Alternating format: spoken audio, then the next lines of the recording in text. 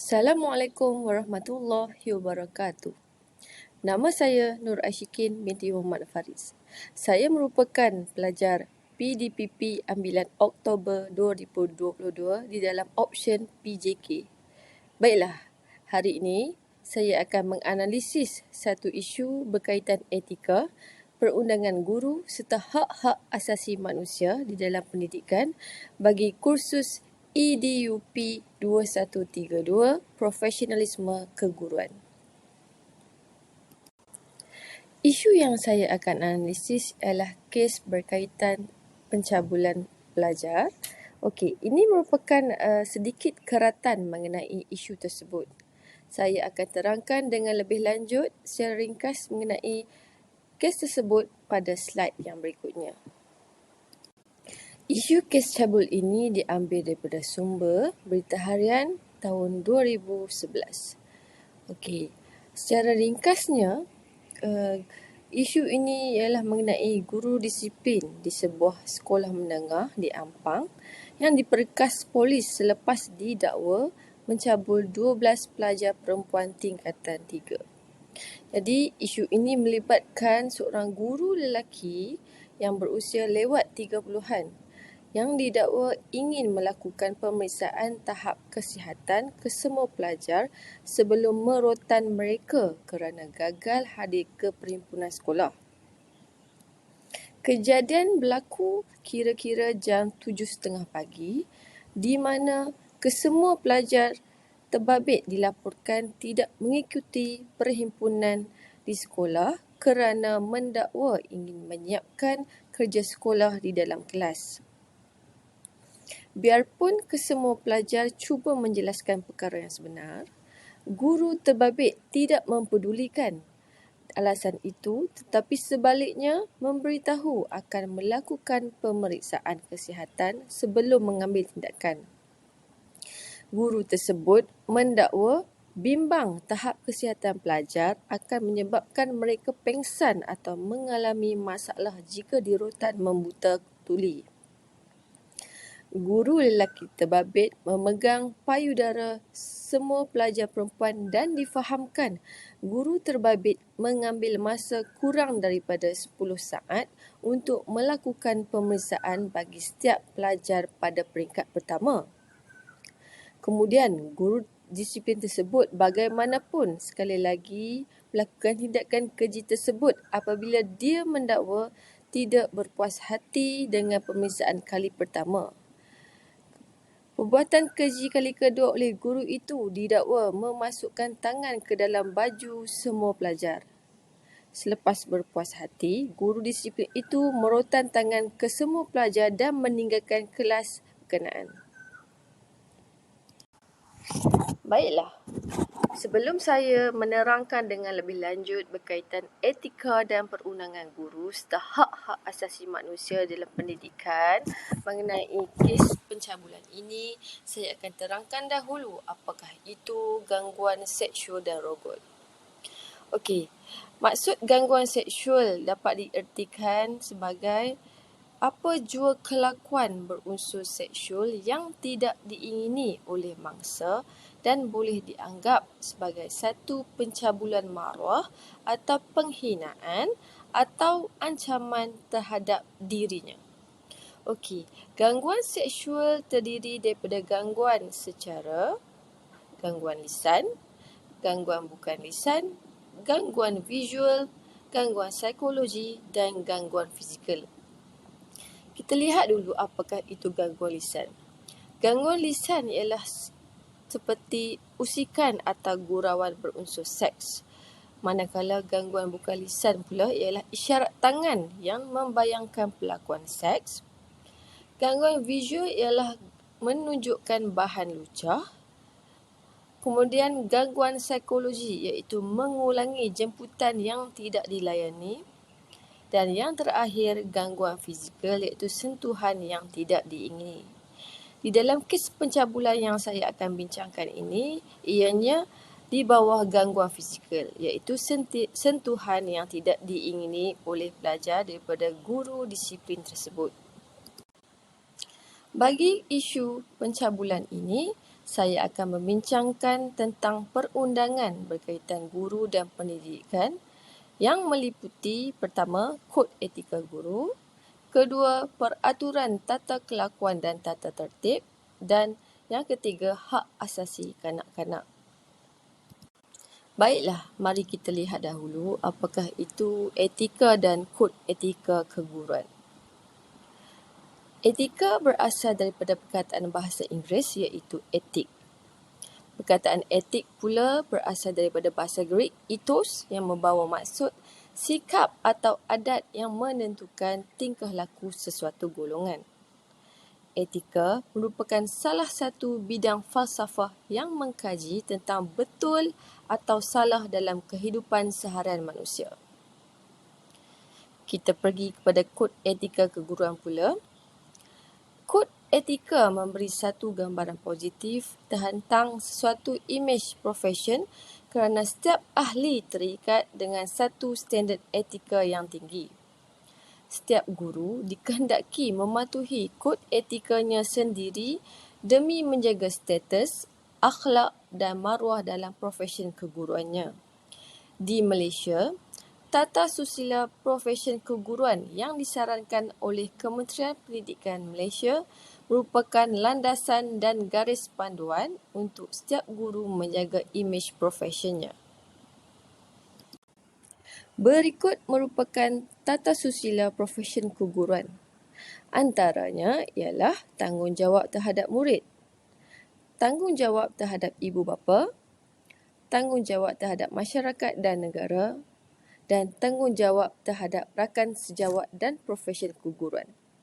Bagi kes pencabulan ini, guru lelaki tersebut telah melanggar tata susila profesion keguruan bagi keempat-empat elemen ini.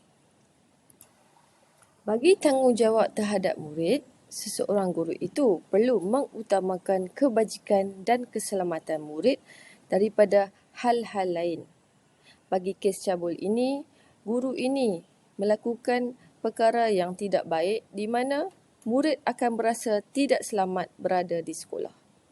Kemudian, guru juga perlu menunjukkan suatu cara berpakaian, peraturan dan tingkah laku yang dapat memberikan contoh yang baik terhadap murid.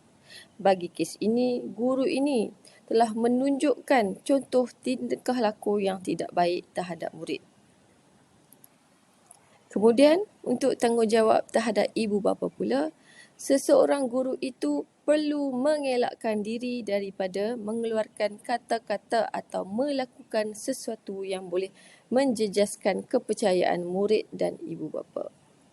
Dalam komponen ini, guru tersebut telah melakukan sesuatu yang boleh menjejaskan kepercayaan murid dan ibu bapa, di mana apabila guru terbabit melakukan perbuatan yang keji tersebut, murid tidak akan lagi mempercayai guru di sekolah. Untuk tanggungjawab terhadap masyarakat dan negara pula, seseorang guru itu perlu menghormati masyarakat setempat, tempat guru berkhidmat dan mematuhi segala tanggungjawab sebagai seorang warga negara dan sentiasa sanggup mengambil bahagian dalam sebarang kegiatan masyarakat. Untuk kes ini, guru tersebut berkelakuan tidak baik di mana dia tidak menghormati masyarakat setempat dan sepatutnya guru tersebut berpegang pada tingkah laku yang sopan yang diterima oleh masyarakat dan menjalani kehidupan sehari-hari dengan baik. Untuk tanggungjawab terhadap rakan sejawat dan profesion keguruan pula, sepatutnya guru terbabit sentiasa mengawasi diri supaya tidak mencemarkan nama baik profesion keguruan serta tidak melibatkan diri dalam kegiatan yang boleh menjelaskan kecekapan seorang guru atau ibu bapa atau membuat sesuatu yang boleh menjatuhkan maruah seorang guru. Perlakuan guru tersebut telah mencemarkan nama baik profesion keguruan serta menjatuhkan maruah seorang guru. Baiklah, ini pula ialah 6 prinsip kod etika perguruan. Antara prinsip-prinsipnya ialah prinsip kesaksamaan, prinsip keterbukaan, prinsip kerahsiaan, prinsip kesetiaan, prinsip ketekunan, dan prinsip mengelakkan konflik kepentingan. Untuk kes pencabulan ini, guru ini telah melanggar prinsip kesetiaan. Antara kandungan untuk prinsip kesetiaan ialah seseorang guru itu tidak harus mengamalkan tingkah laku yang tidak sopan sehingga boleh mencemarkan profesinya, menjatuhkan maruah diri dan hilangnya amanah dalam kewangan. Guru sebagai pengganti ibu bapa dalam usaha membentuk tingkah laku murid, dan guru tidak harus mengajar sesuatu yang boleh merosakkan kepentingan murid, masyarakat dan negara. Sepatutnya guru ini mengajar murid tentang adab-adab yang baik serta menunjukkan tingkah laku yang baik. Walau bagaimanapun, perlakuan guru ini telah mencemarkan profesi keguruan dan menjatuhkan maruah seorang guru. Seterusnya, mari kita lihat pula peraturan tata kelakuan dan tata tertib. Peraturan kelakuan tata tertib adalah satu bentuk kawalan ke atas semua penjawat awam untuk menjamin keberkesanan sesuatu organisasi. Antara kandungan yang terdapat dalam peraturan ini adalah peraturan mengenai kelakuan, tanggungjawab serta tugas kawalan dan pengawasan tata tertib. Di dalam pengawasan tata tertib terkandung pula prosedur dan tata cara tindakan tata tertib, hukuman tata tertib dan peruntukan pelbagai yang berkaitan. Bagi kes pencabulan ini, guru lelaki terbabit telah melanggar peraturan-peraturan tata kelakuan dan tata tertib, antaranya ialah peraturan 4-2D, iaitu tidak boleh berkelakuan sedemikian cara sehingga memburukkan nama atau mencemarkan nama baik perkhidmatan awam. Seharusnya guru tersebut menjaga dan memelihara nama baik perkhidmatan awam. Peraturan kedua iaitu peraturan 4-2F, iaitu tidak boleh tidak jujur atau tidak amanah. Guru sepatutnya menjaga amanah yang diberikan oleh ibu bapa untuk menjaga anak mereka. Dan peraturan ketiga ialah peraturan 4-2G, iaitu tidak boleh tidak bertanggungjawab. Seharusnya seseorang guru itu bertanggungjawab terhadap profesi keguruan, menjaga imej seorang guru. Dan yang terakhir, peraturan 4A, iaitu tidak boleh melakukan gangguan seksual terhadap orang lain. Sepatutnya seseorang guru itu perlu menjaga dan melindungi anak murid, bukannya berkelakuan yang tidak sepatutnya. Berikut merupakan kesan jika seseorang guru itu melanggar peraturan tata kelakuan dan tata tertib. Antaranya ialah amaran. Amaran boleh dikeluarkan sekiranya seseorang guru itu tidak mematuhi peraturan-peraturan tata kelakuan dan tata tertib, dan amaran itu boleh diberi oleh seorang ketua jabatan secara lisan. Kemudian, denda dan lucut hak emolumen, iaitu segala denda atau lucut hak emolumen hendaklah dipotong daripada emolumen bulanan pegawai itu dan dimasukkan ke dalam hasil kerajaan. Kemudian, tangguh pergerakan gaji, iaitu seseorang pegawai yang dikenakan hukuman tangguh pergerakan gaji tidak berhak untuk menerima apa-apa pergerakan gaji dan dalam tempoh hukuman itu sedang berkuat kuasa. Kemudian, turun pangkat, iaitu pihak berkuasa tata tertib boleh mengenakan hukuman turun pangkat mengikut cara menurunkan pangkat ke grade yang lebih rendah dalam skim perkhidmatan yang sama.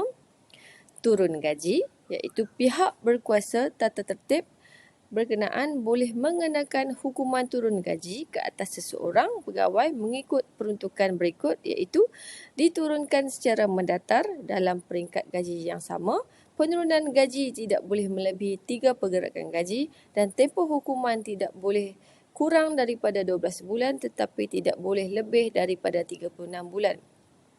Dan yang terakhir iaitu buang kerja, iaitu pegawai dibuang kerja dan dikeluarkan daripada perkhidmatan awam oleh disebabkan kes pencabulan atau salah laku seksual ini melibatkan seorang guru. Okey, berikut merupakan tindakan yang perlu diambil terhadap guru tersebut. Antaranya ialah penguatkuasaan terhadap warga sekolah yang didapati bersalah. Kemudian, individu yang telah disabitkan kesalahan disenarai hitamkan daripada terlibat dalam sebarang bentuk pekerjaan yang melibatkan kanak-kanak sehingga kes tersebut selesai. Dan yang ketiga, pihak kerajaan menukarkan prosedur sedia ada untuk memastikan warga sekolah yang telah didapati bersalah dikenakan hukuman gantung kerja atau buang kerja. Okey, kemudian saya akan kupas pula mengenai hak-hak asasi manusia. Jadi kita lihat apakah itu hak-hak asasi manusia. Hak asasi manusia ialah hak yang tidak boleh dipisahkan dan kebebasan yang layak bagi setiap insan sebagai seorang manusia. Hak-hak tersebut menjamin maruah dan harga diri insan manusia serta menggalakkan kebaikan insani. Hak asasi manusia berbentuk sejagat, tidak boleh dipisahkan dan saling bergantung. Asas bagi setiap hak asasi manusia ialah kefahaman bahawa setiap insan manusia mempunyai maruah dan harga diri. Pertubuhan Bangsa-Bangsa Bersatu PBB telah mendokumenkan hak-hak asasi manusia yang patut dimiliki oleh setiap insan manusia di dalam Pengisytiharan Hak Asasi Manusia Sejagat UDHR untuk memastikan maruah dan harga diri manusia adalah dihormati dan dilindungi. Dalam kes pencabulan ini, kita perlu lihat apakah itu hak asasi kanak-kanak. Jadi, Konvensyen Hak Kanak-Kanak CRC telah dibentangkan dalam Perhimpunan PBB ke-44 pada 20 November 1989. Ia merupakan satu dokumen memberikan perlindungan kepada kanak-kanak daripada pengabaian, penderaan, eksploitasi dan jaminan kanak-kanak mendapat haknya.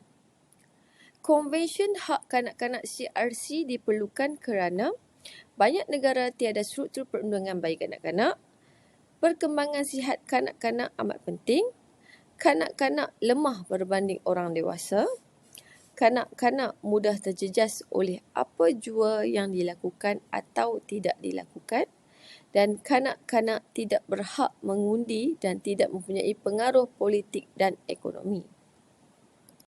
Bagi kes pencabulan melibatkan pelajar sekolah ini, mari kita lihat konvensyen mengenai hak kanak-kanak. Untuk perkara satu, kita lihat maksud konvensyen ini iaitu seorang kanak-kanak artinya tiap-tiap manusia di bawah umur 18 tahun, melainkan jika di bawah undang-undang yang terpakai bagi kanak-kanak itu, dia mencapai umur dewasanya sebelum itu. Untuk kes pencabulan ini, hak mengenai kanak-kanak termasuk di dalam perkara 19, iaitu negara-negara pihak hendaklah mengambil segala langkah perundangan, pentadbiran, sosial dan pendidikan yang sewajarnya untuk melindungi kanak-kanak daripada semua bentuk keganasan fizikal atau mental, kecederaan atau penderaan, pengabaian atau perlakuan cuai, penganiayaan atau eksploitasi, termasuk penderaan seksual. Untuk kes pencabulan ini ianya termasuk di dalam penderaan seksual ataupun semasa dalam jagaan ibu bapa, penjaga di sisi undang-undang atau mana-mana orang yang menjaga kanak-kanak itu. Langkah perlindungan sedemikian patut sebagaimana sesuai termasuk tata cara yang berkesan bagi mewujudkan program sosial untuk memperuntukkan sokongan yang perlu bagi kanak-kanak itu dan bagi mereka yang menjaga kanak-kanak itu serta bagi semua bentuk lain pencegahan dan bagi pengenalan, laporan, rujukan, penyiasatan, rawatan dan tindakan selanjutnya bagi kes-kes penganiayaan kanak-kanak yang diperihalkan sebelum ini dan sebagaimana sesuai bagi penglibatan kehakiman.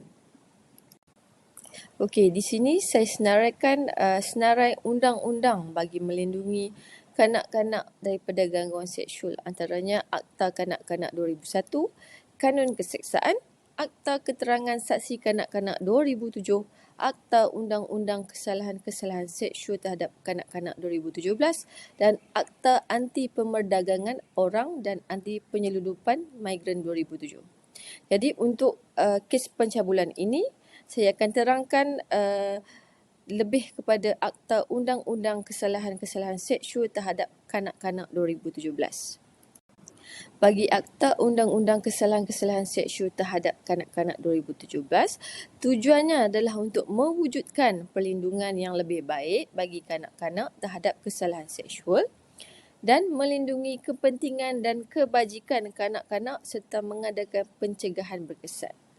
Akta untuk mewujudkan peruntukan bagi kesalahan-kesalahan seksual terhadap kanak-kanak yang tertentu dan hukumannya sebagai tambahan kepada kesalahan-kesalahan seksual terhadap kanak-kanak yang lain dan hukumannya dalam undang-undang bertulis yang lain dan berhubung dengannya untuk mewujudkan peruntukan mengenai pentadbiran keadilan bagi kanak-kanak dan perkara berkaitan. Oleh kerana kes pencabulan berlaku di dalam kawasan sekolah, pihak pentadbir di sekolah memainkan peranan penting dalam membantu mangsa untuk mendapatkan keadilan. Berikut merupakan peranan guru besar dan penolong kanan hal ehwal murid jika berlakunya kes pencabulan.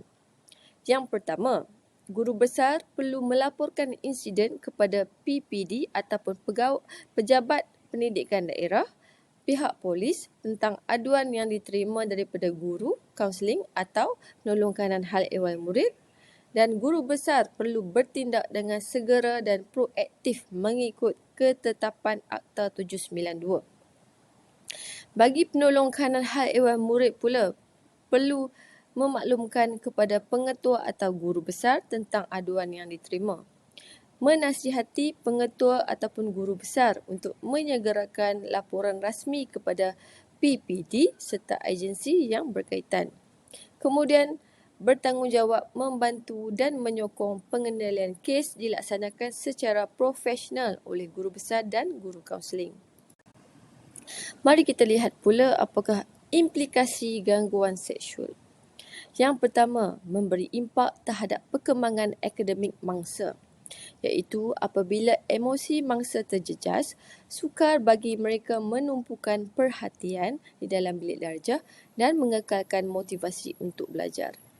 Hal ini sekaligus menjejaskan prestasi akademik. Implikasi kedua iaitu menjejaskan perkembangan sosial mangsa, iaitu hubungan mangsa dengan guru dan rakan di dalam bilik darjah juga akan terganggu disebabkan mereka memilih untuk menyendiri dan kurang bersosial bersama rakan sebaya. Kemudian ialah pandangan negatif masyarakat terhadap sekolah, iaitu masyarakat tidak lagi menganggap sekolah sebagai sebuah institusi yang selamat. Sekolah tidak lagi dianggap sebuah institusi pendidikan yang memberi pendidikan yang berkualiti kepada murid. Mari kita lihat implikasi gangguan seksual seterusnya, iaitu memberi impak terhadap profesion keguruan, di mana generasi muda tidak lagi berminat untuk menjadi guru dan seterusnya jatuhnya accountability profesion keguruan. Impak lain ialah kesan kepada guru. Jika disabitkan kesalahan, guru tersebut boleh dibuang kerja atau turun pangkat serta menjejaskan nama baik guru itu sendiri. Kemudian, frasa guru sebagai ibu bapa kedua di sekolah untuk mendidik tidak lagi dihormati dan dipercayai. Serta masyarakat tidak yakin dengan kebolehan guru di dalam mendidik. Kemudian kita lihat impak daripada masyarakat, iaitu hilangnya kepercayaan masyarakat terhadap nilai-nilai murni seorang guru serta persepsi negatif dari ibu bapa murid terhadap guru. Baiklah, akhir sekali saya akan menerangkan tentang langkah-langkah untuk mengatasi masalah gangguan seksual. Antara langkah-langkah yang boleh dilakukan untuk mencegah permasalahan ini ialah murid-murid perlu diberi pendedahan mengenai pendidikan seksual, misalnya kelakuan yang tidak dibenarkan. Murid perlu diberi pendedahan tentang sentuhan selamat dan sentuhan tidak selamat dan juga sentuhan yang dibenarkan atau tidak dibenarkan dilakukan ke atas dirinya oleh orang asing. Kemudian yang kedua, Guru perlu menghadiri bengkel dan kursus untuk meningkatkan nilai-nilai dan tingkah laku yang teratur dan bertanggungjawab. Antara nilai-nilai yang perlu ditekankan terhadap guru ialah nilai-nilai kemanusiaan, moral, etika dan tanggungjawab. Langkah lain ialah murid-murid perlu diberi pendedahan cara yang efektif untuk membendung masalah sebegitu daripada terus berlaku. Sebagai contoh, mendidik mereka membuat laporan kepada pihak yang betul sekiranya berlaku gangguan seksual ini. Oleh itu, murid dapat tahu kepada pihak mana yang perlu mereka rujuk. Langkah lain untuk membendung masalah ini ialah ibu bapa perlu memberi didikan awal kepada anak-anak, iaitu perlu mendidik anak-anak untuk menjaga diri sebaiknya berlandaskan syariat. Bagi anak remaja, mereka perlu ditegaskan mengenai batas pergaulan, didikan agama, selain perlakuan yang boleh menjurus kepada sebarang tindakan seksual. Langkah yang terakhir ialah membentuk pembentukan budaya adab sopan serta hormat kepada wanita di sekolah dan di dalam masyarakat. Okey, kesimpulan ataupun rumusan tentang kes pencabulan ini ialah gangguan seksual adalah masalah sosial yang meruncing di dalam masyarakat kita. Tindakan sewajarnya haruslah diambil bagi membendung kejadian ini daripada berleluasa. Isu yang serius seperti ini tidak boleh dipandang ringan sehingga ianya dinormalisasikan dalam masyarakat dan perlu ditangani segera. Hal ini supaya kesejahteraan dan emosi murid terjamin dan dapat hidup di dalam suasana yang sejahtera. Itu saja daripada saya. Terima kasih.